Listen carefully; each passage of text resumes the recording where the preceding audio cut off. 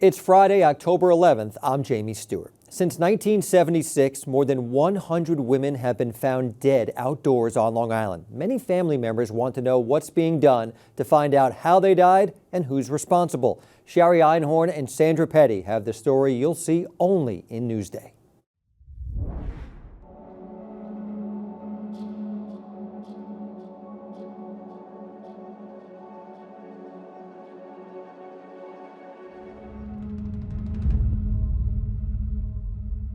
I'm the only one left of my family. I'm the last one. Even if we did find out who did it, I would still have that emptiness because I don't have her. She had so much love and life to live and to give, and it's unfortunate that it was cut short. At least 128 dead women have been found outside on Long Island since 1976. One person is alarming, but hearing a number over 100 is something that is unacceptable. Who's looking to see who killed these women? It seems as if a lot of these women have been forgotten. The families haven't forgotten them, but I think many other people have.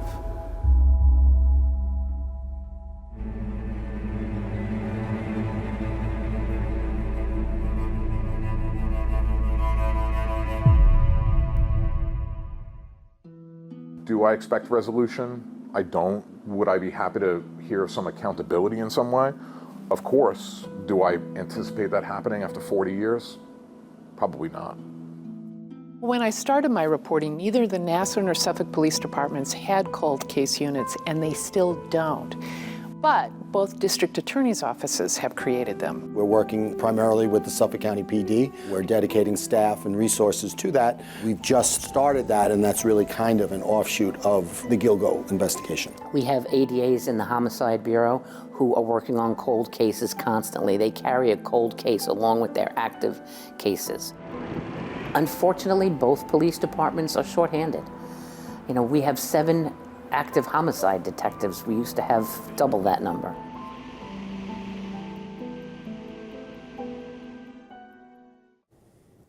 And right now, the Nassau and Suffolk DA's offices are investigating those deaths of the more than 100 women found dead on Long Island.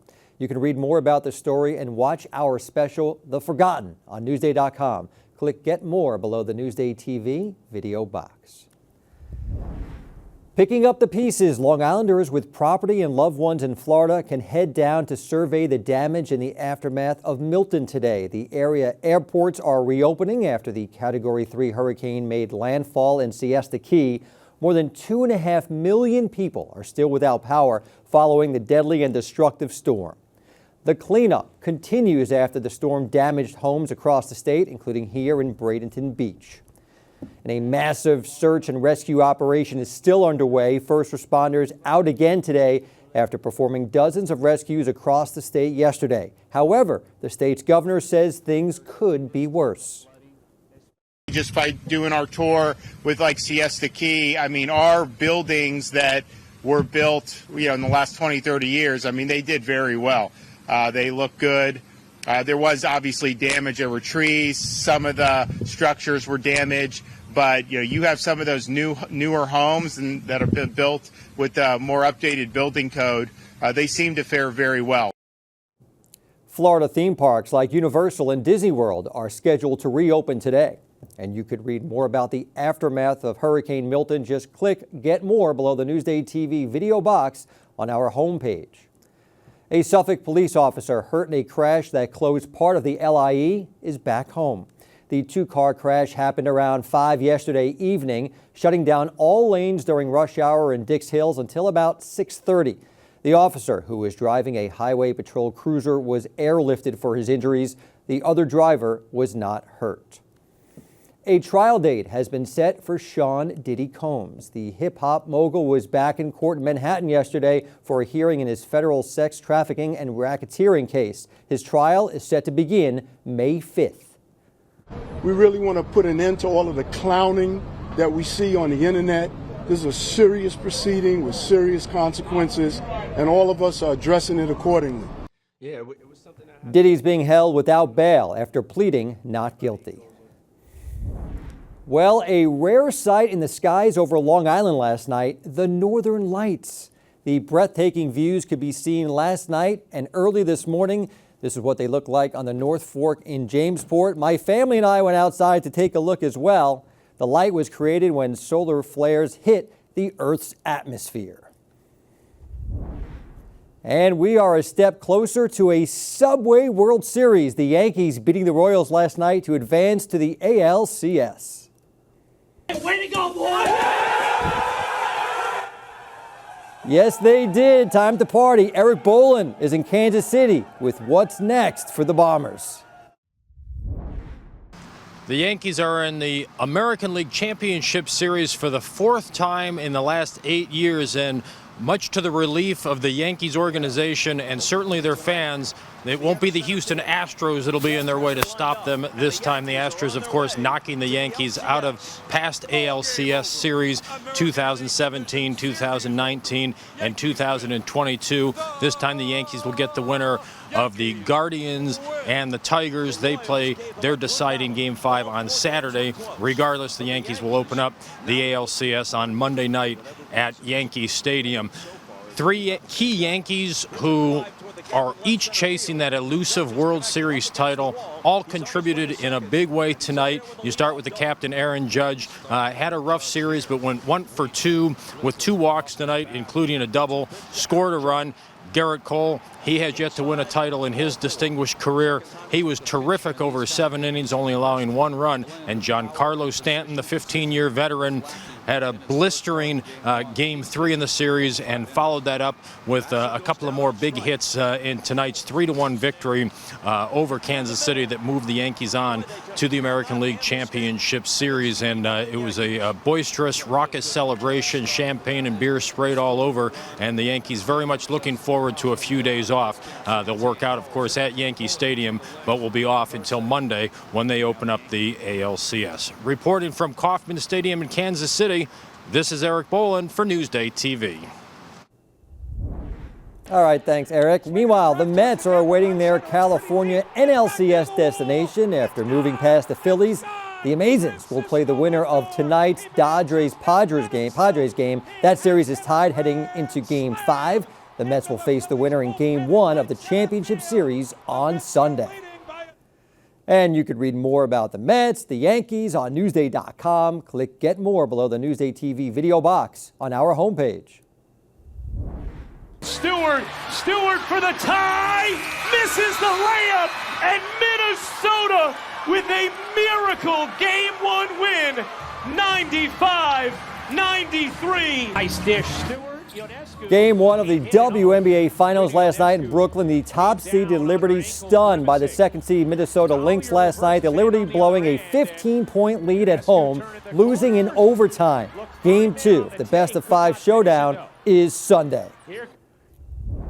Speaking of overtime, hockey back on Long Island, and the Islanders blowing 2 third-period leads last night, dropping their season opener to the Utah Hockey Club in overtime, 5-4.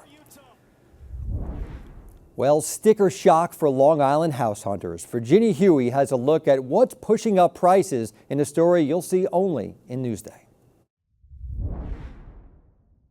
If you're looking to buy a house in Great Neck, brace yourself for sticker shock. It's unbelievable. I've been doing this many years and the prices are crazy, insane. Realtor Edna Michelle has homes listed for $2 million and up. Michelle says there's a surge in people looking to buy, but not enough houses available, and that supply and demand is pushing prices through the roof. Most homes are going above asking price.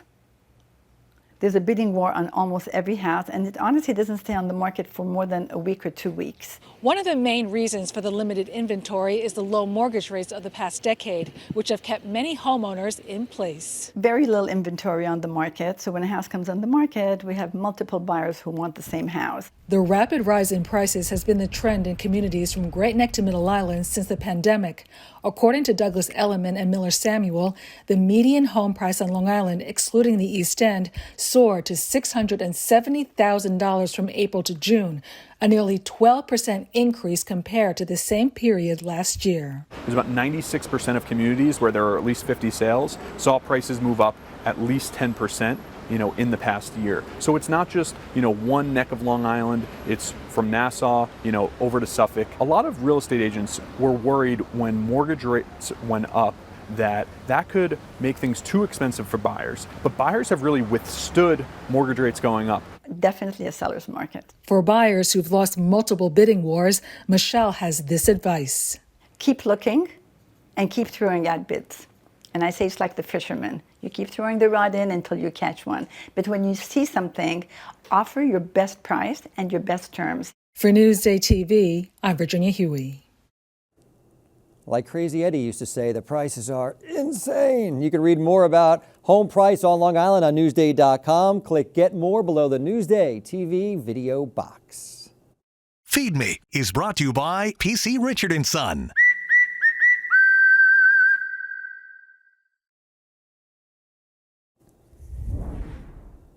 And today we're checking out 2 more of the top 50 restaurants on Long Island. Marie Elena Martinez has today's Feed Me TV.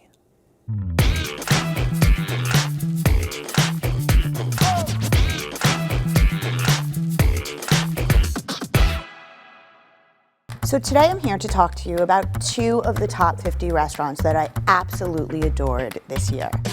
The first is actually a Mexican spot out in Southampton, of all places, called El Verano. It is from a New York City chef named Julian Medina. His restaurant is this beautiful homage to the summer homes of Mexico City elite. His food is lush and beautiful, like huitlacoche. It's a Mexican truffle, if you will, and he's putting that in a quesadilla, which is phenomenal. Lobster tacos, which are amazing with togarashi mayo. His most incredible dish is a duck carnita, simmered low and slow and served, instead of in a tortilla, in a butter lettuce leaf. Churro sundae, you can't miss that. Everything on the menu is really executed at a high level and showcases what's happening in Mexico City in fine dining. So the second restaurant I want to tell you about on our top 50 list is Eduardo's in Huntington Village. Eduardo Erazo is South American by birth. He's from Quito, Ecuador, and was a cook in his native country before he left for Italy. In the morning, you can have a beautiful espresso with some pastries, pastas at lunch, really lovely sandwiches on homemade focaccia bread. At night, the restaurant morphs into a dinner space, serving a lot of those similar pastas. Add to that gorgeous raviolo, a bronzino pounded veal chop, and then of course the only way to finish is with one of their handmade desserts like the pistachio cheesecake, which is incredible. It is the food that is coming out of this kitchen and the smile on the chef's face as he is making it that really will hook you. To see the full list, visit newsday.com/top 50. This is Marie Elena Martinez for Newsday TV.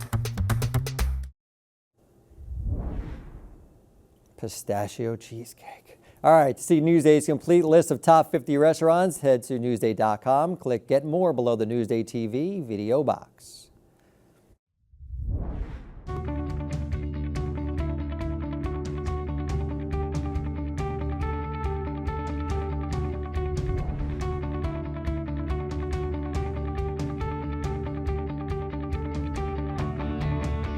More than 70 suspicious deaths have gone unsolved on Long Island over the last 48 years. Newsday investigates how law enforcement is trying to bring closure to victims' families. The Forgotten, an exclusive Newsday investigation, now available at Newsday.com. Checking out your hyperlocal forecast. Another chilly start to the day, but we're warming up this afternoon. Here's your day planner. Sunny today with highs around 68 degrees. Tomorrow, a beautiful Saturday on tap for apple and pumpkin picking with highs around 73. And looking at your 7-day forecast, some changes on the way for Sunday with some showers rolling in the evening into Monday and chillier temperatures for Tuesday and Wednesday.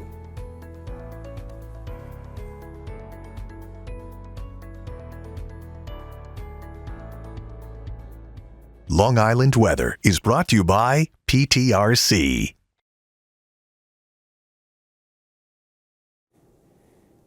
I'm Jamie Stewart. Thanks for watching.